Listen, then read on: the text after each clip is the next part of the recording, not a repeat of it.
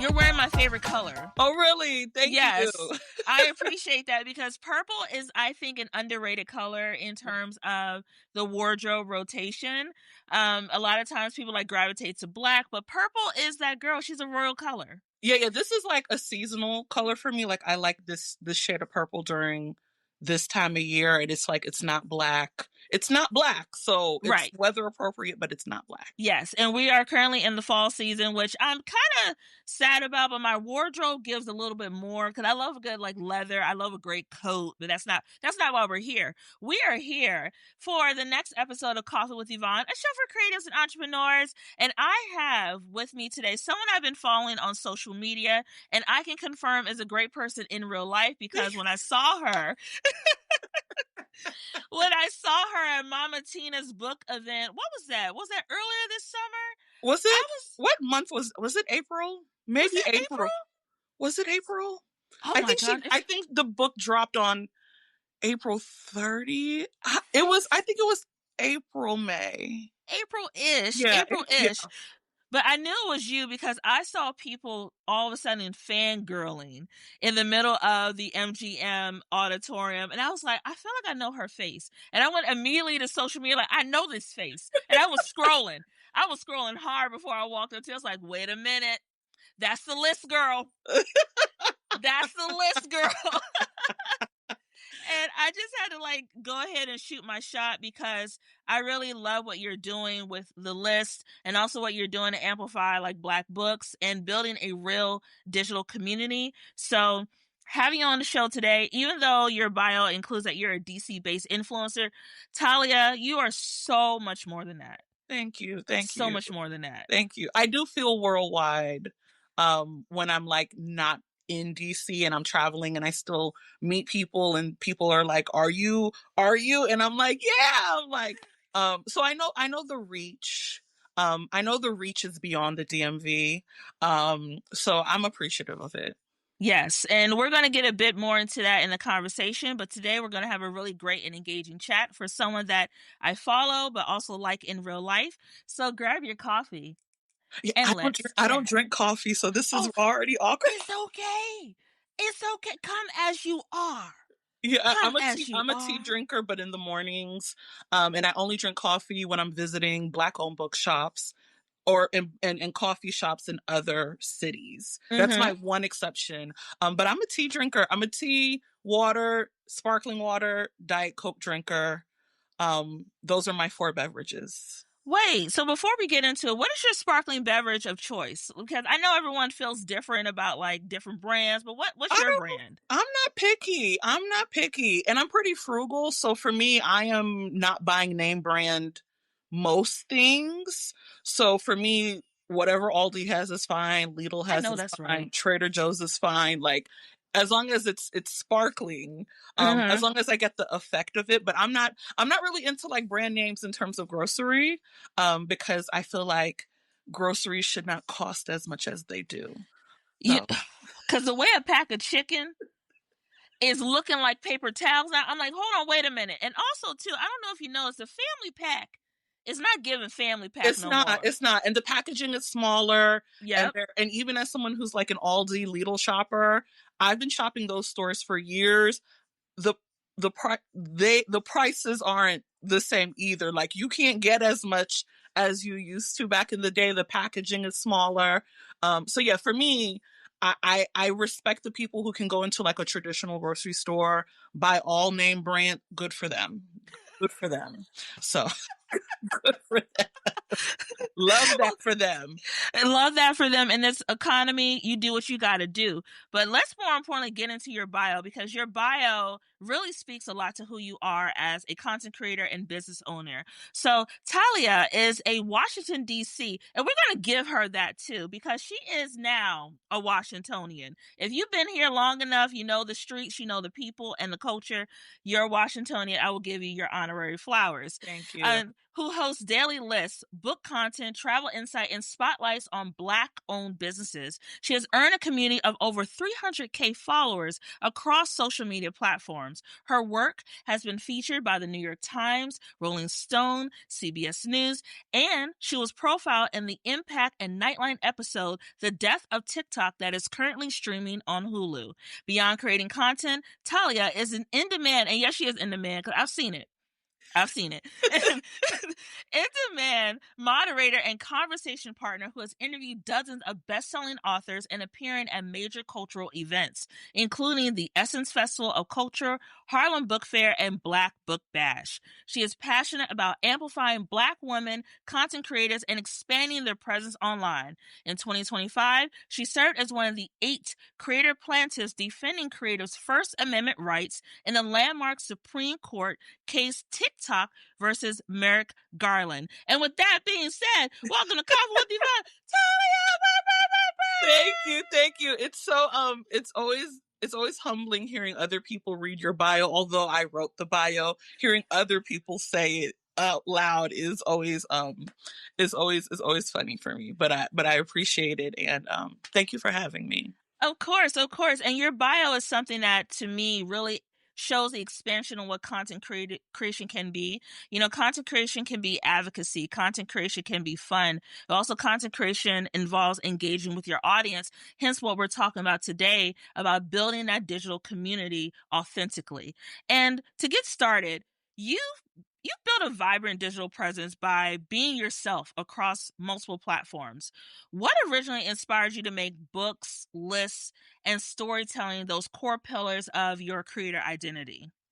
So I would say this part of my content creation life has kind of been over the last 3 years. But before kind of like TikTok going viral, capitalizing off of that momentum, um, for me, I think I just joined. I've always been kind of like social media savvy. That's what I do in my actual 9 to 5. My creator journey is the 6 to 5. Honestly, it's 2 full-time jobs. But like in my day job is social media as well. And I joined TikTok in 2020, like a lot of people. We were in the house bored, and it took about 2 years for me to try my hand at creating videos. And I was like, I'm not going to be like a creator or I'm not about to be an influencer or anything, but I want to know how to make TikToks in the event that my work, my day job calls for that. Like I need to be able to tell a client, I cannot tell a client, no, I don't know how to use TikTok. I don't know anything about TikTok. So I just started making videos like, real simple stuff. And I think my production value is still pretty simple, but it was in November 3 years ago where I randomly posted a video. It went viral, and I told myself, you know what? Let's let's see how far we can go with this. Let's see what we can do off of this momentum. You have people's attention. What are you going to do with the attention now? So that kind of first list was the one that set I set this path for me. So I started just making sure that whatever content I'm presenting is in a list format. It's something that people can follow. It's digestible. It keeps you organized. So I was just doing lists about all types, like just random stuff about music. I started incorporating my love of Black-owned businesses in list format. It was November, so we were right on the holiday shopping season. So I'm like, let me talk about all these Black-owned brands that I love and that the people who know me the best know that I love. And I prioritize in terms of like how I spend my money. And then the books kind of came in maybe like 6 months later. I had always been a part of a book club at that point. And, I was reading for the book club, but Book Talk is something I kind of unlocked and discovered as a user. And I just started following these Black women talking about all the books that they're reading, and not just the books on the library bookshelves and at Barnes and Noble, but like this community of like independent Black authors. Mm. So like my reading just went all the way up. I stopped watching TV. I canceled my cable. I bought a Kindle. Um, and I just started reading all of these books that these girls I was following would tell me to read. And then I'm like, you know what? I read 30 books this one summer, in the summer of 2023. Let me start talking about books too. And then that's kind of where the book content came in. And yeah, I think the rest is kind of history. But I think for me, my content is always going to be a reflection of who I am at that moment, what I like to do, what interests me, what I care about. So, whatever that next interest, that next hobby is, I will incorporate it into what I do. But everything I show, everything I talk about are things that I care about, that interest me, that fill me. So it's easy to do because I'm just talking about the stuff I like, and I'm talking about the stuff that I'm doing, and I'm showing you the life that I live. So for me, this is just an extension of who I already am. Mm. And I get to evolve, and the content can evolve too with me. And you know what? To put the pieces of the puzzle together, that makes a lot of sense because people don't realize a lot of the content girlies on these social media platforms have a marketing and comms background, right? We understand the tools that are there. And for me personally, the only reason why I'm on social media is to remain competitive in my field, to understand what the trends are and what's happening so I could bring that back into my campaigns. It's interesting that you mentioned that your 9 to 5 Yeah. working in social media had a lot to influence about why you came to It's TikTok. my greatest asset. I will like, if I look at how I move as a content creator, influencer, host, moderator, as someone who has to brand herself, my greatest asset is that I have a public relations degree. Like, everything that you see now is an extension of that. So whether it's my writing, how I write copy, how I optimize things for search, how I make sure things are accessible, how I handle conflict, everything you see is a reflection of that formal education and the 10 plus years of my professional career. Like, this is very much, no, this is how I move. I move as a creator who has this degree and this work experience. Like, it's, and people, when people learn that, they kind of make the connection. It's like, oh, this is why you are the way you are and how you show up the way that you do. So for me, that PR degree, um who knew? Because when I graduated in 2011, social media wasn't necessarily a part of the curriculum. It wasn't part of the formal curriculum. I think maybe in my senior year of undergrad, we started talking in class about, like, oh, how can you use Facebook for your business? Like, and it wasn't in the textbooks, and we weren't, given us, like, we were talking about it, but now I'm pretty sure the comms programs, there's social media classes, there's degrees, there's certificates, all of this. But the PR degree is really the foundation of how I show up online and how I brand myself. And that's very smart because, like, as someone who also has a marketing background, like, degree and certifications, I can always tell when someone has that polish and training associated because there is, I wouldn't call it calculated, I would call it strategic, right? Yes, yes, There's a strategic. strategy. Yeah. Like the way you broke out your content pillars, like my brain was like thinking she's talking in forms of a content plan and may not even realize it because your training is so ingrained in what you do. You Yeah. don't even see that you're doing it anymore. It's just what you know, right? And also too, thinking about like now with social media, how you mentioned how it's evolved from Facebook. I graduated in '09. Okay. So I was on Facebook when you needed an invite to be in Yes. college, And yeah, like a long time ago. And now when I look at Facebook, I'm like, ooh, how far we have fallen. But yeah. And the thing about Facebook is that I kind of only use it for work, for clients. Mhm. And as a creator, you know, there's that itch that, like, you still need to show up on Facebook in some way. And that's something I'm contending with right now, right? Mm. Because your peers are telling you, listen, Facebook is where it's at in terms of monetization, et cetera, et cetera. But I'm like, but it's Facebook, and it's kind of devolved into, I don't, but it's like, oh, you're making money, oh, and you're getting engaged, like, so for me, Facebook is like, it's like that final first frontier that it's like, oh, maybe I should be showing up on Facebook more. So yeah. Yeah, and you're exactly right. And especially now in like this scroll era where attention spans are even shorter than other. Like before it used to be 30 seconds. I think we went down to 15 and now we're down to roughly 5 to 7 Yeah. seconds in terms of your attention. How do you craft your content that turns quick scrolling moments into genuine interest in what you're talking about when it comes to books and when you do long form content on your platforms? So that's interesting because for me, I consider almost all of my content, like my video content, long form. For me, videos on average are probably 3 to 4 minutes. Because I want to say what I need to say. Like I'm giving you the list. I want to talk about it. I want to make my jokes. I want to give my story times. So for me, I think as someone who always has videos on the longer side, I think it's about the hook, Uh, right? So when I come up on your feed, you see the green wall, you see the glasses, I have the text in the first, 3 to 4 seconds. I tell you how long the video is. I tell you when the list starts. I have pretty thorough captions. So I think it's kind of like of the hook. And also knowing that my content isn't for everyone. Like I get contents all the time. It's like, get to the point. Da da da da. You take so long. Da, da. And I'm like, I don't, it's not that I don't care. It's that maybe you're not my audience, right? Because there are a lot of people who do enjoy the tangents and the asides and the jokes and the detailed descriptions and painting the scenes. So I acknowledge that not everyone is my audience. So I do think it's the hook.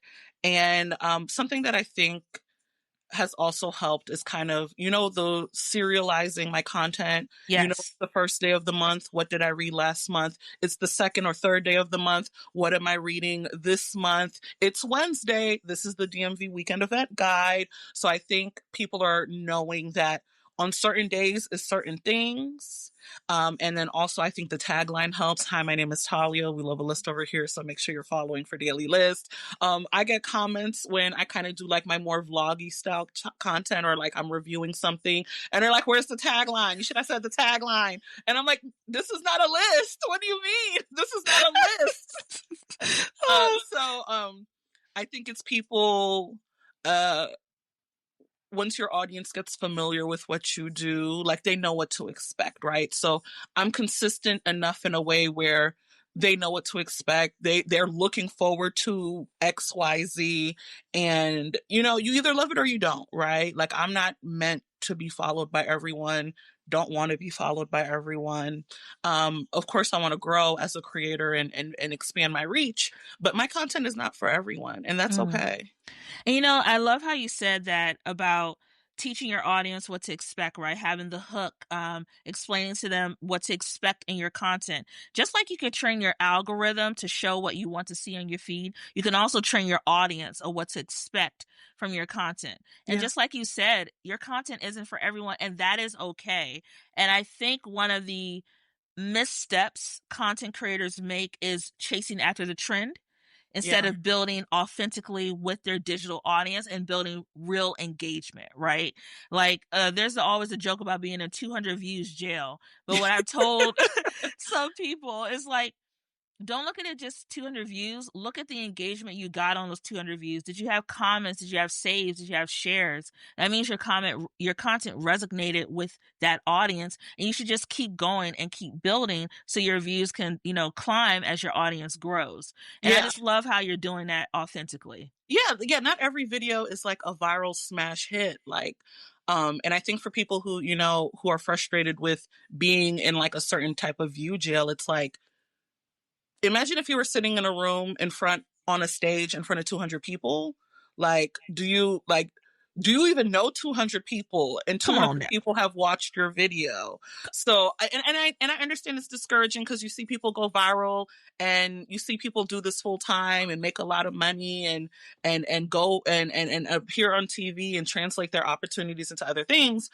So like you're feeling the pressure and you're feeling as if why am I flopping? But imagine if you were in a room, 200 people were watching you from the state, like, So I think you kind of have to reframe it. And to your point, it's not always about numbers, it's about impact. Like, I think about some of my favorite creators. I might have a larger following than them, but that doesn't mean that they're not important and they haven't had like a profound impact Mm-hmm. on me. Like, numbers are important, but not everything. So Yes. Yes. And to your point about the room, I use that room reference a lot. Like, think about again the 200 people, and also to you never know who's watching. Like, some of my videos have been picked up when they only had like 100 views, and you have people reach out who are part of like those campaigns to say, "Hey, can we use this for X, Y, and Z or yeah. for an ad?" So you just never know. You just have to create the content and show up authentically.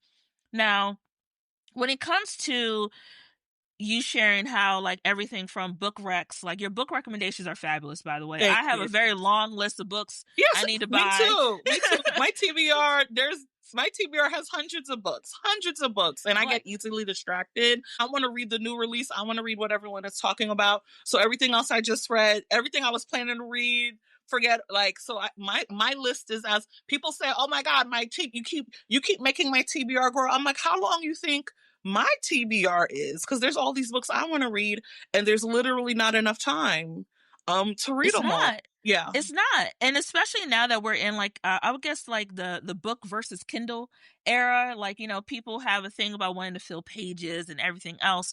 But when it comes to things like think about your digital strategies, right? What has been the most effective with sparking engagement and conversation around reading, considering now that people can't they don't read as much as they used to. Mhm. They barely read a paragraph, to be honest with you. But how do you encourage your audience to pick up a book or pick up a Kindle and really tell that story effectively with your content and your platforms? I think for me, like, if you're reading what you like, what you enjoy, you can speak to it in a way that feels authentic, and people really feel it's like, oh my God, this book had such a profound effect on you. Let me try it out, right?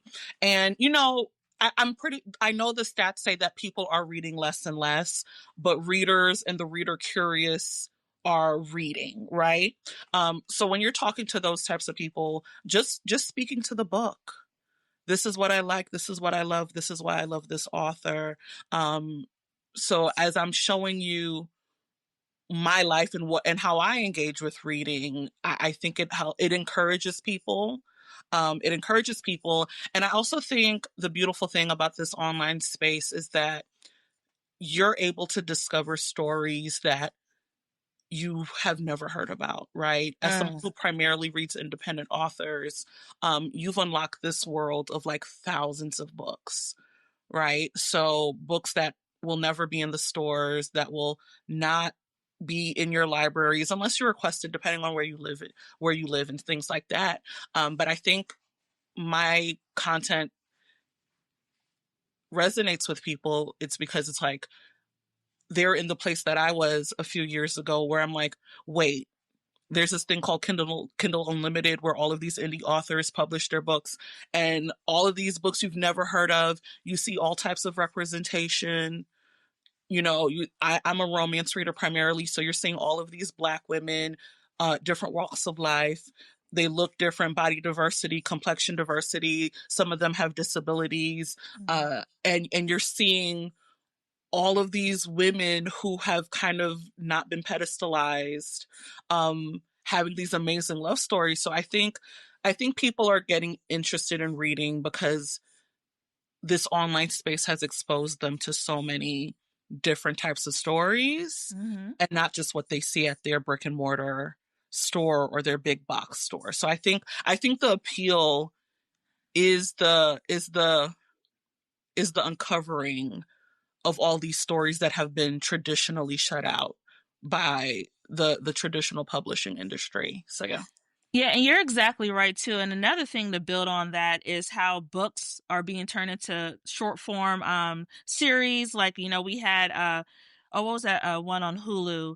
that Kindred. Like you had Yes. Kindred that was on Hulu. I really wish they would have brought that back, honestly. But you had like those kind of shows. You see other books that are being transformed into movies, and that really has re-sparked interest in the book itself. So when they come across your content and you're giving more in-depth detail about it, of things that may have been missed in the TV series, you're Yeah. really giving them a window into a space that they may not have originally went to. They would have just went to see the show and call it quits, but now you're giving them details and insights from a Black woman's perspective that they may have missed, which is really great. Yeah. Yeah. And the thing is, like, Black stories don't get adapted as much, right? So there's definitely a hunger for books like the few movies and TV shows that we're seeing now. So it's like, oh, you love this, you will also love these books, right? So, every day we're talking about, oh, we need more Black rom-coms. It's like, but look at all these books. It's not that we need more Black rom-coms. We need more Black romance books being adapted and their rights being sold for TV and film. So it kind of bridges the gap. So like that movie with Halle Bailey and Reggae Jean Page Yes. that is coming out in April. There's plenty of stories. There's plenty of books. If that's the feeling you want, there are plenty of books. It's just that the entertainment industry is catching up, and they need to just invest more in adapting stories that already exist. Mm. And transitioning into how you engage with your audience in person, I always say you can have a lot of followers on social media, but how does that translate to in person? And you've managed to do that. You've hosted and moderated in person author conversations and literary events. How do these real world interactions strengthen your connection to your community compared to your digital channels? I think there's nothing like those in-person interactions. And the thing about being a creator and having, noticeable visibility, it's a choice. It's a choice to be in the field and be on the ground. Cause I have a lot of creator friends. I know a lot of creators, bigger creators. They don't actively seek those opportunities to connect with like followers in real life. But for me, that's been very important. So for me, I've always made the choice that like I want this to translate into the offline as well. Right. So for me, it's like if someone notices me, recognizes me, for the most part, we're engaging. You say hi, I'm gonna say hi back. We're gonna have our small talk. If you want a picture, that's fine. Like it's important for me to have those interactions. And I think that's always gonna be a part of my practice, so long as I can, right? Like but for me it's like, no, I want to have those in-person interactions. I want to engage with the people I talk with online in the comments and I talk to on threads every day. So it's a choice. It's a choice. Mm-hmm. And I think particularly in the book community, I don't know if there's a niche that encourages taking the online to the offline as much as the book community. And I think it's just a reflection of, especially for Black authors and Black books, the importance of that grassroots marketing, right? Mm. 20, 25 years ago, the authors had to go into the field. They had to do the book signings and go to the book talks and go to the book expos. Like that is a part of, especially a Black author's marketing, right? They cannot Mm-hmm. rely on the publisher. Even if the publisher buys their book, they're still getting underfunded in terms of marketing. They're not being amplified as much. They're not given enough tools, resources, manpower with the cultural competency to know how to market their. So for the book community, especially the Black community, we still do the in-person thing. It's a Mm-hmm. part of what we do. We go to the book tour stops.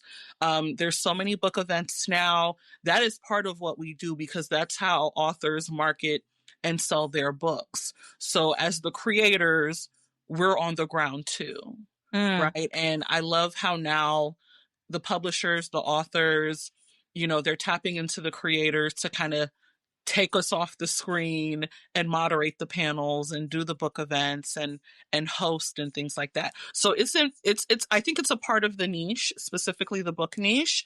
And for me, it's always just been important to kind of build community, and community online is still legitimate. It's Mm-hmm. legitimate. There are people I talk to every day who comment every day, who engage every day. But for me, it's important that like I do that in real life as well, right?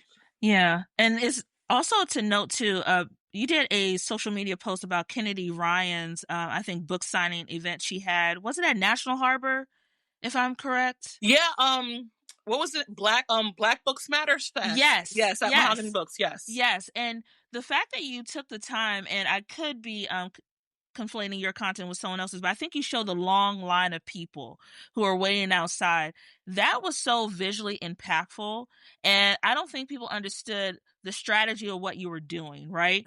You were essentially showing that there is an audience for this, there is demand for this, because that line was wrapped around the It corner. was, it was, it was, and it's like, thank God I know Kennedy and I have a relationship with her. My book's been signed, right? Like, I don't need to, all my books are signed, but like seeing that for someone like Kennedy Ryan, like, we see her as she is the it girl. Like if we talk about contemporary romance, Black authors, she is the one right now. So like she didn't even have to come to National Harbor. The book has already sold. It's already made the New York Times bestseller list. But for even people like Kennedy, it's still important to connect with readers in real life. So like the book's been sold. It's been successful. It's made all the list. This festival was what, 4 months later?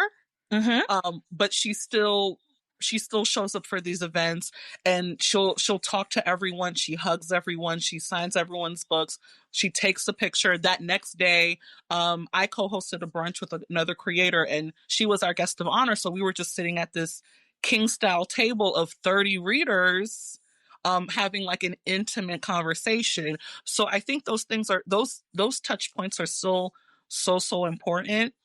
Digital, it's important, but it cannot be everything. Mm, Those experiences are so important. So yeah, you're only sitting at a brunch with 30 other readers, but you don't know how impactful that's going to be, mm. right? You don't know how the word of mouth, the grassroots can still help, sell your book and brand yourself. Like the in person is so important. Mm-hmm. And if you were to give, because we're coming to the end of our interview, if you were to give a recommendation to publishers about how to work with inclusive content creators like yourself in the book and content creation space, what recommendations would you give them? Like, what would you say to them? This is how you bring in this audience. This is how you authentically connect. Like, what are your recommendations? To publishers, and as someone who's talked and interviewed a lot of to authors, I've talked to a lot of authors in interviews and just interpersonally. The publishers need to listen to their authors first too.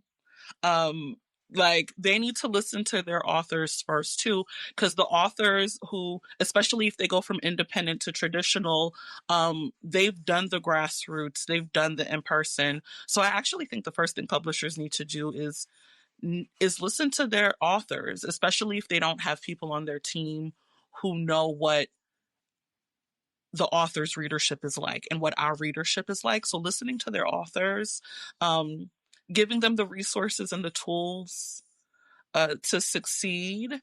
And I do think it's important that you're still putting authors in the field. Mm, And I know for a lot of publishers, they look at data when they're deciding, oh, do we send you on a book tour? How much do we allocate? What cities do we send you to? mm-hmm. Um, it's important to listen to the data too, but it's also important to listen to the authors and let them know what they're telling you. Like, I remember one author, um she's traditional, and she published a book.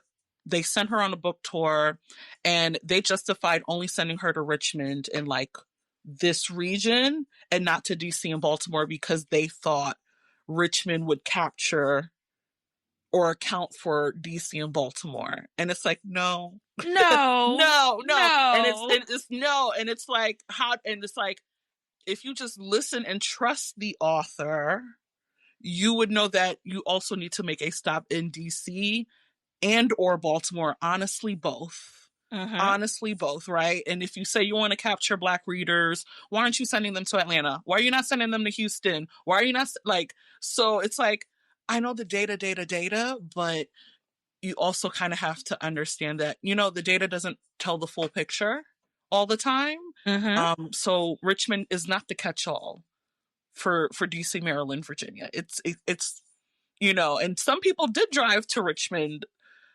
for that one tour stop, but it's like, that's so impractical. Why didn't you send her to DC and Baltimore? Because there's plenty of us who read her books up here. So I think they need to listen to their authors. They need to really give the tools, the resources. And I do think creators are helpful in this instance, where they can kind of bridge that gap for the cultural competency that Mm-hmm. they may be lacking. So like, I'll get approached by a publisher saying, hey, this author's going on tour. Would you want to moderate the DC stop? And I'll be like, yeah. And then that's my opportunity to be like, here are all the Black owned bookstores. Mm. Let me know if you need an introduction. I know the owners at all of them.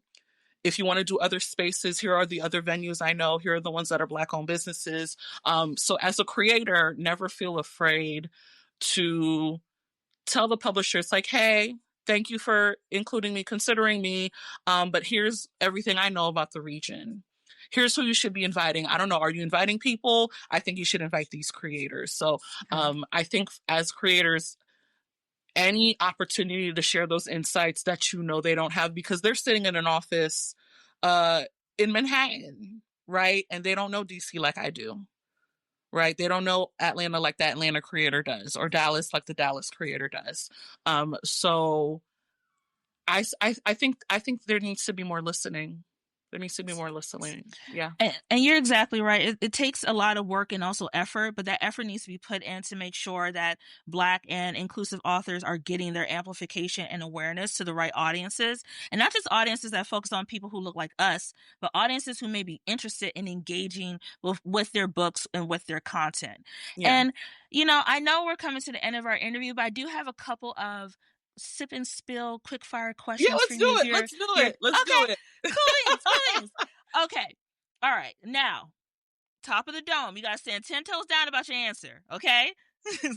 Okay. Who is the best rapper or singer of all time? For rapper, I'm gonna have to say Jay-Z. I'm gonna have to say Jay-Z. Thank you. I'm Thank gonna have to you. say Jay-Z. And I think Give respect to Hove. yeah, and his career journey, I think, is the masterclass in how you go from the Marcy Projects to everything that he does now, right? Mm-hmm. And then lyrically amazing. Like, there's a trend right now on TikTok where people are like, I forgot what it is, but it's like either recite a Jay-Z verse or whatever. Oh, And it's yeah, like, yeah, yeah. it's like, no, he's one of the he's the greatest. He's one of the greatest. Yeah. And I definitely love the fact that you named Jay-Z, because now, considering that, the new age rappers are coming in, Jay-Z, like, people Yeah. like, oh, not Hove. He's just married to Beyonce. No, respect Hove for But what the he has kids done for the don't, the culture. children don't know, because the kids were born in 2004. They don't Oh, know. Lord. They don't know.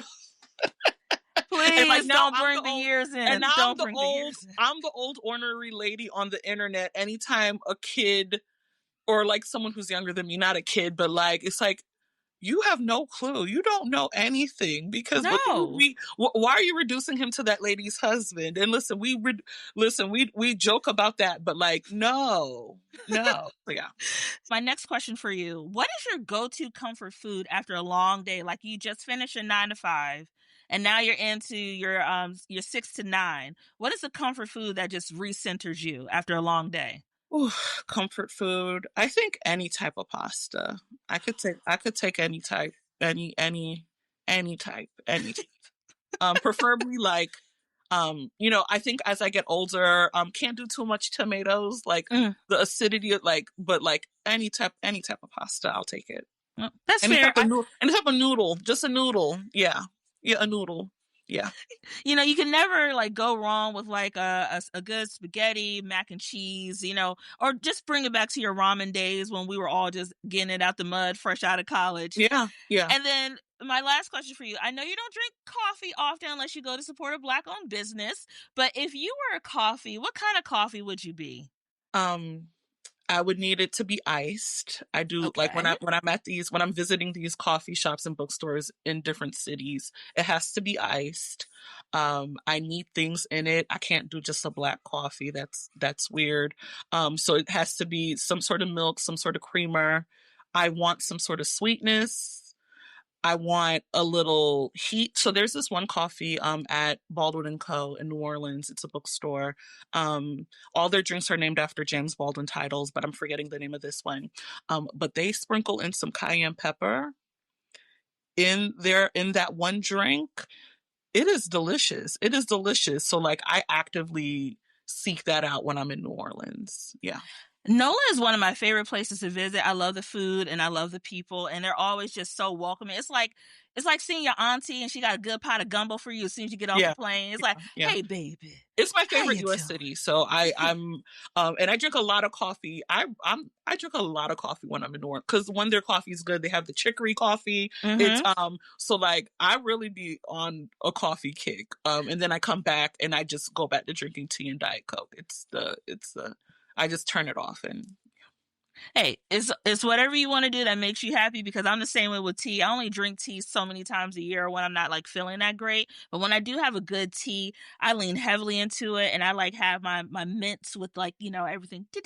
But anyway, I love the fact that you joined me for coffee today. I know you're super busy. How can people find out more about you and the platform that you're building that is global? We're just gonna say it's a global thank you. platform. Thank you.